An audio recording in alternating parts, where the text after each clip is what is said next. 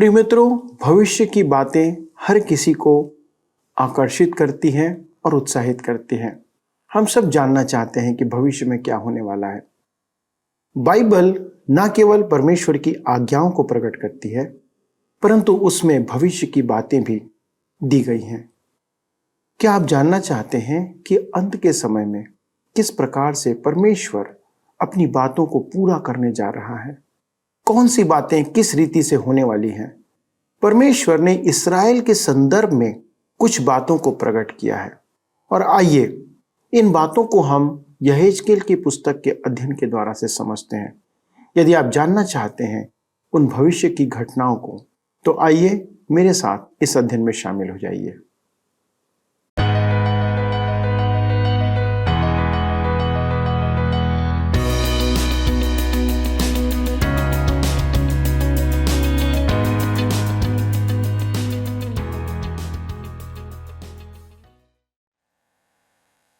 प्रिय मित्रों, आपको हम सभी की ओर से प्रेम भरा नमस्कार।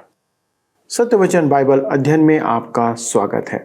हमें विश्वास है कि जो वचन हम आप तक पहुंचा रहे हैं वह आपके जीवन में आत्मिक आपूर्ति कर रहा है, क्योंकि वचन ही है जो जीवन दाता है।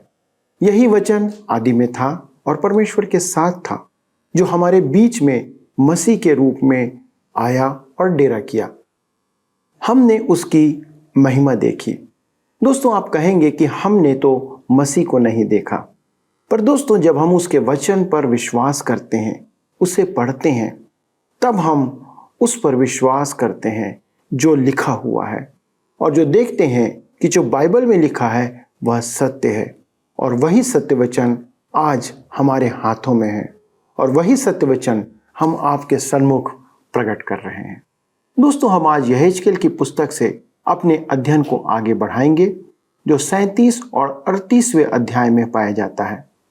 मित्रों, यह अनंत काल की और अंत समय की भविष्यवाणी है जो परमेश्वर प्रकट कर रहा है कि कैसे वह इस्राएल का उद्धार एक बार फिर करेगा। आज इस्राएल उद्धार से वंचित है, क्योंकि उन्होंने अब तक मसीह को अपना उद्धारकर्ता स्वीकार नहीं किया है। आप देख सकते हैं कि इस्राएल जो परमेश्वर के लोग हैं, या इस्राएली जो परमेश्वर के लोग कहलाते हैं, वे भी मसीह यीशु को स्वीकार ना करने के कारण उद्धार से आज वंचित हैं। पर दोस्तों, परमेश्वर की योजना अनंत है, पर उसके नियम तटस्थ हैं। उसमें कोई भी परिवर्तन नहीं आ सकता। तो चलिए हम इन्हीं बातों के आधार पर अपना अध्ययन आरंभ करते हैं। मित्रों, आइए आज हम अपने अध्ययन में आगे बढ़ें और यहेजकेल की पुस्तक 37 अध्याय उसके 12 पद से पढ़ें। यहाँ पर इस प्रकार से लिखा है, इस कारण भविष्यवाणी करके उनसे कह, परमेश्वर यहोवा यूं कहता है, हे मेरी प्रजा के लोगों, देखो मैं तुम्हारी कब्रें खोलकर तुमको उनसे निकालूंगा और इस्राएल के देश में पहुंचा दूंगा। इस पद को पढ़कर कोई कहेगा, आप कहते हैं कि यह दर्शन शारीरिक पुनरुत्थान के विषय में नहीं है। मैं अब भी यही कहता हूं। पद 21 देखिए, यहेजकेल 37 के 21 पद लिखा है, तब तू उन लोगों से कह, परमेश्वर यहोवा यूं कहता है, देखो मैं इस्राएलियों को उन जातियों में से लेकर जिनमें वे चले गए हैं चारों ओर से इकट्ठा करूंगा और उनके निज देश में पहुंचाऊंगा। पद 12 में परमेश्वर ने जब कहा, मैं तुम्हारी कब्रें खोलकर तुमको उनसे निकालूंगा, तो उसके कहने का अर्थ यही है जो पद 21 में है। इस्राएल संसार की विभिन्न जातियों में दफन है। उन्हें लौटना है और फिर से एक बनना है। मैं यहेजकेल के दर्शन में इन हड्डियों के 3 चरणों के बारे में कुछ कहना चाहता हूं। जैसा मैंने पहले कहा, ये इस्राएल राष्ट्र के भविष्य को समझने में कुंजी का काम करते हैं। और अब मैं कहना चाहता हूं कि यदि हमारे पास भविष्यवाणी की पूर्ति कहीं है तो इन तीनों चरणों में ही है। मैं भविष्यवाणी को हर जगह पूरी होने की खोज में नहीं रहता हूं, परंतु यहां वह दिखाई दे रही है। इन 3 चरणों की भविष्यवाणी पूरी हो चुकी है। अब मेरी बात को ध्यान से सुने। इसराइल विश्व की विभिन्न जातियों में तितर बितर था, या कहें उनमें दफन था। वह परमेश्वर और परमेश्वर की बातों के निमित्त मरा हुआ था। यह पहला चरण है, जैसा कि हमने हड्डियों को देखा। 1948 से वे एक राष्ट्र के रूप में वापस आए और एक राष्ट्र बनाए गए, परंतु अभी वे एक लाश के समान हैं। उनका अपना झंडा है, अपना संविधान है, उनका अपना प्रधानमंत्री है, संसद है, पुलिस है, सेना है। उनका अपना देश है और यरूशलेम भी है, परंतु उनके पास आत्मिक जीवन नहीं है। यदि आप यरूशलेम के अरब क्षेत्र जहां इस्लाम का बोलबाला है, वहां से निकलकर इस्राएली क्षेत्र तक आएं, तो देखेंगे कि वहां आत्मिकता नहीं है। मैं तो कहूंगा कि वहां भी देखें तो आत्मिकता ऐसी मृतक है जैसी दूसरी ओर है। वहां भौतिकवाद, बौद्धिकता तथा इस्राएली पक्ष में सभ्यता आदि सब है, परंतु आत्मिकता नहीं है। यह हड्डियों का दूसरा चरण है। जीवन से रहित लाशें। आज इस्राएल की यही दशा है। पद 15 से 28 में यहेजकेल 2 लकड़ियों का उल्लेख करता है जो उत्तरी राज्य और दक्षिणी राज्य का प्रतीक हैं। वे दोनों फिर से एक राष्ट्र होंगे। इसका अर्थ है कि खोए हुए 10 गोत्र तब नहीं होंगे। यदि वे आज हमारे लिए खोए हुए हैं, तो परमेश्वर जानता है कि वे कहाँ हैं। निश्चय ही यह इंग्लैंड नहीं है जो उस भूमि पर उनमें शामिल होगा। यहेजकेल 37 उसके 22 पद में आगे लिखा है, मैं उनको उस देश अर्थात इस्राएल के पहाड़ों पर एक ही जाति कर दूंगा और उन सबों का एक ही राजा होगा, और वे फिर 2 न रहेंगे और न 2 राज्यों में कभी बटेंगे। परमेश्वर उन्हें एक संगठित राज्य बनाएगा। यहेजकेल 37 उसके 24 पद में आगे लिखा है, मेरा दास दाऊद उनका राजा होगा और उन सबों का एक ही चरवाहा होगा। वे मेरे नियमों पर चलेंगे और मेरी विधियों को मानकर उनके अनुसार चलेंगे। एक चरवाहा प्रभु यीशु मसीह होगा। वह इस संसार में आया था, तब दाऊद के वंश में जन्मा था। मत्ती सुसमाचार 1, लूका सुसमाचार 1 और 2 यह अति सावधानी पूर्वक उसे दाऊद का वंशज दर्शाते हैं। वह एक चरवाहा था, वह उन पर राज करेगा। मेरा अपना विचार है कि परमेश्वर दाऊद को पुनर्जीवित करेगा कि वह उन पर राज करे, या तो सहस्त्र वर्षीय राज्य में या उसके तुरंत बाद के अनंतकालीन राज्य में। कुछ टीकाकार कहते हैं कि वह सहस्त्र वर्षीय राज्य में शासन करेगा, और कुछ टीकाकार कहते हैं कि वह अनंतकालीन राज करेगा। मेरा विचार है कि वह दोनों युगों में शासन करेगा।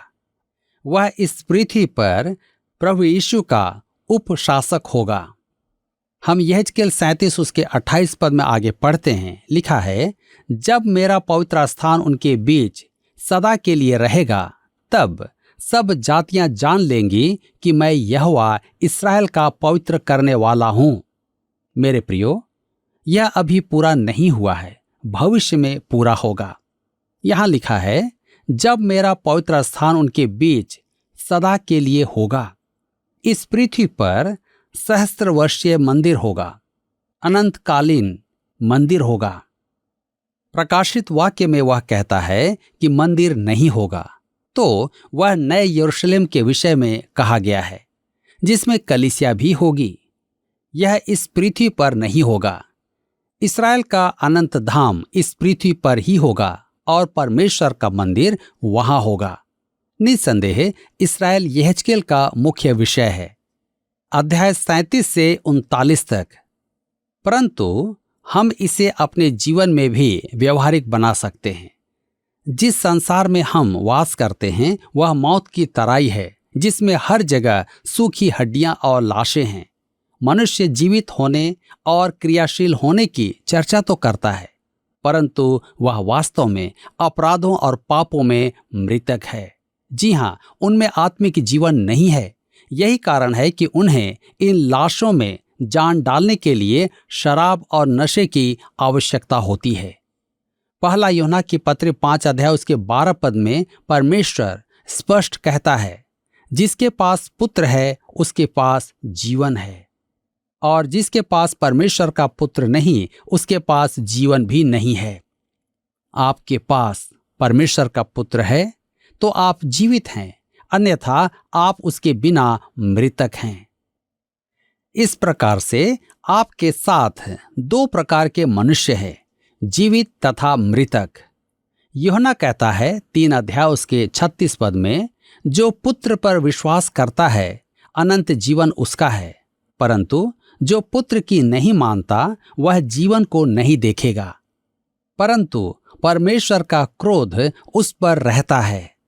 इसका अर्थ स्पष्ट है कि प्रभु यीशु के बिना मनुष्य मरा हुआ है। परमेश्वर कहता है कि यदि आप विश्वासी नहीं हैं तो आप मृतक हैं। हे सूखी हड्डियों, परमेश्वर का वचन सुनो, तुम जीवित हो सकते हो। प्रभु यीशु को अपना प्रभु स्वीकार करो। वह संदेश हम अपने लिए ले सकते हैं, परंतु यह भविष्यवाणी वास्तव में इस्राएल राष्ट्र के लिए है। यहाँ पर इसी के साथ अध्याय 37 समाप्त होता है और अब हम अपने अध्ययन को अध्याय 38 से जारी रखेंगे। यहेजकेल की पुस्तक में यदि कोई अध्याय परिचित है तो वे अध्याय 38 और 39 हैं। ये 2 अध्याय गोग और मगोग के परित्याग की चर्चा करते हैं। मैं इन अध्यायों से कुछ महान तथ्य उभारना चाहता हूँ। दुर्भाग्य से ये अध्याय उन मनुष्यों द्वारा समझाए जाते हैं जिन्हें यहेजकेल की भविष्यवाणियों और उसके संबंधित तथ्यों का ज्ञान नहीं है, और यही कारण है कि वे विचित्र व्याख्याएं प्रस्तुत करते हैं। वे मुझे एक विज्ञापन का स्मरण कराते हैं जहां लिखा था, आवश्यकता है अनुभवहीन अणुशक्ति कार्यकर्ताओं की। यहेजकेल की पुस्तक का समग्र ज्ञान न रखते हुए इसकी भविष्यवाणियों का अर्थ निर्धारण करना ऐसा ही व्यंग्यात्मक कार्य है। अध्याय 37 में हमने देखा था कि भविष्य में इस्राएल के निमित्त परमेश्वर की एक निश्चित योजना है, और ये 2 अध्याय इस विषय से संबंधित हैं। ये अध्याय अंतिम दिनों में इस्राएल के अंतिम शत्रु का उल्लेख करते हैं। मेरे मित्रों, मुझे पूरा विश्वास है कि यह शत्रु जिसका उल्लेख अध्याय 38 और 39 में किया गया है वह रूस है। मेरे अध्ययन काल से लेकर मेरी मास्टर की उपाधि तक मैं सहमत नहीं था कि यह शत्रु रूस है, क्योंकि जिस सेमिनरी में मैं अध्ययन किया था वह सहस्त्र वर्षीय प्रभु राज को स्वीकार नहीं करती थी। अंत में मैंने निर्णय लिया कि मैं इसका व्यक्तिगत अध्ययन करूंगा, और अब मैं आश्वस्त हूं कि अध्याय 38 और 39 में व्यक्त यह शत्रु रूस ही है। 3 संपर्क बिंदु ऐसे हैं जो मन मस्तिष्क को इसका बोध करवाते हैं। यहाँ 3 परिघटनाएं हैं, भाषा विज्ञान, दर्शन शास्त्र और भूगोल। आइए हम देखें भाषा विज्ञान संबंधित परिघटना। यहेजकेल की पुस्तक 38 अध्याय उसके 1 और 2 पद में लिखा है, फिर यहोवा का यह वचन मेरे पास पहुंचा, हे मनुष्य के संतान, अपना मुंह मागोग देश के गोग की ओर करके, जो रोश मेशेक और तुबल का प्रधान है, उसके विरुद्ध भविष्यवाणी कर। ध्यान दीजिए, गोग का अभिप्राय है शासक। इस शब्द का वास्तविक अर्थ है छत। दूसरे शब्दों में कहें तो सर्वोच्च व्यक्ति। मैं गोग के अतिरिक्त किसी अधिनायक शासक के लिए कोई नाम सोच ही नहीं सकता। यदि वह शिरोमणि नहीं है तो वह अधिनायक नहीं है, और यदि शिरोमणि है तो अधिनायक भी है। आगे है मागोग। मागोग का अर्थ है सिर, जिसका इब्रानी पर्याय शब्द है रोश, सिर। डीन स्टैनली इब्रानी भाषा के विद्वान थे। उनकी टीका में उत्पत्ति के पुस्तक के भाग में एक टिप्पणी थी कि रोश शब्द रूस की ओर निश्चित संकेत है। वे यह भी कहते हैं कि यह किसी आधुनिक राष्ट्र का एकमात्र संदर्भ है जो पुराने नियम में पाया जाता है। यह वास्तव में एक अद्भुत विचार है। बिशप लोथर ने कहा कि यहेजकेल में रोष व्यक्तिवाचक संज्ञा है जो स्कूती लोगों के संदर्भ में है, जिससे आधुनिक रूसियों ने नाम लिया है, आज का रूस। रूस मास्को भी कहलाता था, जो मेशेक शब्द से निकला है। रूस का राजा जार इवान चतुर्थ, जिसे इवान भयानक कहते थे, 1533 में मास्कोवी सिंहासन पर आया था। उसे पहली बार जार की पदवी दी गई थी। यह तुबल भी तोबलस्क है, जो साइबेरिया के ऊपर स्थित है। इस प्रकार हम देखते हैं कि भाषा विज्ञान के आधार पर यहेजकेल जो नाम ले रहा है वो आज संयुक्त रूस है। अब हम आगे देखते हैं भूगोल संबंधित परिघटना। रूस की पहचान का दूसरा प्रमाण भौगोलिक स्थान है। यहाँ हमने वे देश देखे हैं जो अंतिम दिनों में रूस के साथ होंगे। गोमर और उसके सारे दलों को और उत्तर दिशा के दूर दूर देशों के तोगर्मा के घराने और उसके सारे दलों को निकालूंगा। तेरे संग बहुत से देशों के लोग होंगे। 38 अध्याय के 6 पद में हम इसे पाते हैं। गोमर आधुनिक जर्मनी है और तोगर्मा आधुनिक तुर्किस्तान है। उत्तर दिशा भौगोलिक परिस्थिति है। पद 15 में हम देखते हैं तो उत्तर दिशा के दूर दूर स्थानों से आएगा। अध्याय 39 पद 2 में भी यही भौगोलिक स्थिति दी गई है। उत्तर दिशा के दूर दूर देशों से चढ़ा ले आऊंगा। मेरे मित्रों, मैं इस संदर्भ में प्रचार करते समय सदैव इस्राएल और रूस के नक्शे काम में लेता हूं। नक्शे में आप देखेंगे कि रूस इस्राएल के उत्तर और उत्तर पूर्व में है। रूस इस्राएल को एक बड़ी टोपी के समान ढांके हुए है। यदि आप इस्राएल के उत्तर में चलते जाएं तो रूस में होंगे और आगे उत्तर दिशा में आपके लिए ध्रुवी बर्फ और सफेद भालू प्रतीक्षा कर रहे होंगे। बाइबल में दिशाएं इस्राएल के संदर्भ में व्यक्त की जाती हैं। यहाँ उत्तर दिशा का अर्थ हमारे उत्तर दिशा से नहीं, इस्राएल की उत्तर दिशा है और पूर्व से अभिप्राय है, इस्राएल के पूर्व में। अतः परमेश्वर के वचन में इस्राएल पृथ्वी का भौगोलिक केंद्र है। आइए हम आगे देखेंगे दार्शनिक परिघटना। अंत में हम दार्शनिक या सैद्धांतिक परिघटना देखते हैं, जिससे हमें गोग और मागोग की पहचान रूस से करने में सहायता मिलती है। आइए हम पढ़ें। यहेजकेल 38 उसके 3 पद लिखा है, और यह कह, हे गोग, हे रोश, मेशेक और तुबल के प्रधान, परमेश्वर यहोवा यूं कहता है, देख मैं तेरे विरुद्ध हूं। यह बड़ी विचित्र भाषा है। यहेजकेल की पुस्तक में परमेश्वर ने अनेक बार कहा है कि वह कुछ विशेष राष्ट्रों के विरुद्ध है, बेबीलोन, मिस्र तथा उसकी प्रजा और उसके विरोधी राष्ट्र। अब अंतिम दिनों में एक राष्ट्र का उदय होगा जो परमेश्वर के विरुद्ध होगा। हम यह कैसे कह सकते हैं? क्योंकि परमेश्वर कहता है कि मैं तेरे विरुद्ध हूं। यह देश सब राष्ट्रों से अलग है, क्योंकि परमेश्वर ने सब विरोधी राज्यों के नाम दिए हैं और वे यहेजकेल के युग के ही हैं, परंतु इस देश का अभी तक कोई नाम एवं निशान नहीं है। परंतु परमेश्वर कहता है कि वह उसके विरुद्ध है। मेरे मित्रों, हमने जो देखा है वह प्राचीन काल के लोगों ने नहीं देखा है। हमने एक नास्तिक देश का उदय देखा है। रूस की राजनीतिक अर्थव्यवस्था का आधार है नास्तिकवाद, अर्थात परमेश्वर नहीं है। नास्तिकवाद में अन्य कोई देश ऐसा प्रमुख स्थान नहीं रखता है। कोई कहेगा अन्य जातियां भी तो प्राचीन काल में थी, उनके विषय में आप क्या कहेंगे? क्या वे नास्तिक नहीं थे? नहीं, वे बहुदेववादी थे। वे अनेक देवताओं की आराधना करते थे। मनुष्य पथभ्रष्ट होकर भी नास्तिक नहीं था, जिसका कारण मेरे विचार में समझना आसान है। वे प्रकाशन के निकट थे। नूह के युग में नास्तिक नहीं थे। उनकी समस्या नास्तिकवाद नहीं, पाप का जीवन था। मनुष्य युग में अनेक देवी देवताओं की पूजा करते थे। परमेश्वर ने इस पुस्तक में दंड की जो घोषणाएं की हैं वे इन राष्ट्रों के विरुद्ध हैं। परमेश्वर मेम्फिस मिस्र के विरुद्ध हैं।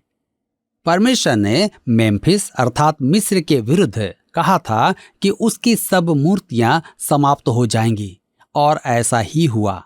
बेबीलोन को छोड़ वे सब देश मूर्तियों की उपासना करते थे। बहुदेववाद प्राचीन संसार की विशेष पहचान थी, परंतु रूस एक ऐसा देश है जिसका दर्शन नास्तिकवाद है, अर्थात वह ईश्वर विरोधी है। आप देखेंगे कि परमेश्वर ने आरंभ में नास्तिकवाद के विरुद्ध एक भी आज्ञा नहीं दी थी। निर्गमन की पुस्तक 20 अध्याय उसके 3 और 4 पद में उसने बहुदेववाद और प्रतिमा बनाने के विरुद्ध आज्ञाएं दी थीं। अतः आप देखेंगे कि परमेश्वर की आज्ञाएं बहुदेववाद के विरुद्ध है, नास्तिकवाद का वहां उल्लेख नहीं है। मित्रों, यहां पर हम देख रहे हैं कि नास्तिकवाद रूस में है और परमेश्वर का वचन कहता है कि वह उसका विरोधी है। मुझे पूरा विश्वास है कि आज के इस अध्ययन के द्वारा आपने बहुत ही महत्वपूर्ण बातों को सीखा है। परमेश्वर आज के इस वचन के द्वारा आप सबों को बहुतायत से आशीष दे। मित्रों, हमें आज का अध्ययन याद दिलाता है कि यदि हम उद्धार प्राप्त करना चाहते हैं तो हमें सिर्फ यीशु के पास आना होगा। इस्राएल जो परमेश्वर की निज प्रजा है, उसने अब तक यीशु को अपना उद्धारकर्ता स्वीकार नहीं किया है। पर दोस्तों, जब यीशु के परिवार के लोगों को, उसके अपने चेलों को, उसकी माता मरियम को उद्धार के लिए यीशु की आवश्यकता है, तो संसार के सभी मनुष्यों को उद्धार के लिए यीशु की आवश्यकता है, आप चाहे कोई भी क्यों ना हो। दोस्तों, आज का अध्ययन बहुत रोचक रहा होगा, क्योंकि आपने कुछ बातों को जाना, कुछ नामों को पहचाना और सुना होगा जो अंत के दिनों की भविष्यवाणी के संदर्भ में है। परमेश्वर ने बहुत ही स्पष्ट तरीके से हमें अंत की बातों को प्रकट किया है। पर क्या आप इस पर विश्वास करते हैं? यह एक महत्वपूर्ण बात है। आज संसार के लोग भविष्य की बातों को जानने में बहुत इच्छुक रहते हैं। आपके जीवन में आगे क्या होने वाला है आदि ये सब बातें। पर इस संसार का और सारे मनुष्यों का क्या हाल होगा, बाइबल बहुत ही स्पष्ट रीति से प्रकट करती है और हमारी बाइबल इसे बताती है। और वह बात है कि यदि हम परमेश्वर के नियमों की अनदेखी करते हैं और उसकी आज्ञाओं का तिरस्कार करते हैं तो हमें एक प्रेमी परमेश्वर के न्याय और दंड का सामना करना पड़ेगा, फिर चाहे वो कोई भी क्यों ना हो, जैसे कि परमेश्वर के चुने हुए इस्राएली या कोई सभ्य मनुष्य। दोस्तों, हमारी भलाई हमें कभी बचा नहीं सकती। केवल परमेश्वर का अनुग्रह जो प्रभु यीशु में होकर हमें प्रकट किया गया है वह प्राप्त होता है। मित्रों, एक मनुष्य के लिए यह भविष्य की बात है जो उसे परमेश्वर के क्रोध और न्याय से बचा सकती है। पर अब सवाल उठता है कि क्या हम उसके अनुसार अपने जीवन में चल रहे हैं? क्या ये बातें सिर्फ मन की संतुष्टि के लिए हैं या फिर हम उससे सुनकर अपने जीवन में लागू कर रहे हैं? दोस्तों, आइए प्रार्थना पूर्वक इन बातों पर विचार करें। आइए प्रार्थना करें। स्वर्गीय पिता, हम धन्यवाद देते हैं आपके प्रेम और दया के लिए, इन सुंदर वचनों के लिए जो निरंतर हमसे बातें करता है। हमारे सारे दर्शकों को प्रभु हम आपके सन्मुख ले आते और उनके लिए विनती करते हैं कि वो जिस आत्मा में होकर, जिस आवश्यकता के साथ आपके वचन का अध्ययन करते हैं, प्रभु अनुग्रह करें और उन पर दया करें, ताकि वे उन आशीषों को प्राप्त करें प्रभु जो आपने उनके लिए ठहराया है। प्रभु, उनको जो बातें समझ नहीं आती उनकी बुद्धि को खोलिए कि वे उन बातों को, उन भेदों को समझने पाए। और हर एक प्रभु आपकी आशीष आपकी उपस्थिति में बना रहे। सभी दर्शकों को आपके हाथों में सौंपते हुए इस विनती को प्रभु यीशु क्रिस्त के नाम से मांगते हैं, आमीन। प्रिय मित्रों, आपकी उपस्थिति हमें निश्चित तौर पर आनंदित करती है और मैं विश्वास करता हूं कि आप प्रतिदिन हमसे और हमारे इस अध्ययन के द्वारा आशीष प्राप्त कर रहे हैं। परमेश्वर का अनुग्रह आप पर बना रहे, उसके साथ चलते रहें, उसकी सेवा करते रहें। प्रभु आपको आशीष दे। आइए अब हम प्रश्न को देखें। पिछले प्रश्न का उत्तर है बी, इस्राएल। यहेजकेल अध्याय 37 में सूखी हड्डियों की तराई का दृष्टांत इस्राएल के लिए है। आज के अध्ययन पर आधारित प्रश्न है, वचन के अनुसार नास्तिकवाद के आधार पर जन्मे किस देश को हम वर्तमान में देख सकते हैं? ए गोग, बी रोश, सी मेशेक, डी उपरोक्त सभी। मित्रों, इस प्रश्न का उत्तर हमें कल सुबह 6 बजे से पहले विकल्प ए, बी, सी या डी के साथ अपना नाम, पता, स्थान के साथ 9651433397 पर SMS या WhatsApp करें। क्या आपको यह कार्यक्रम पसंद आया? अभी हमें एक मिस कॉल करें और आप अगले विजेता हो सकते हैं।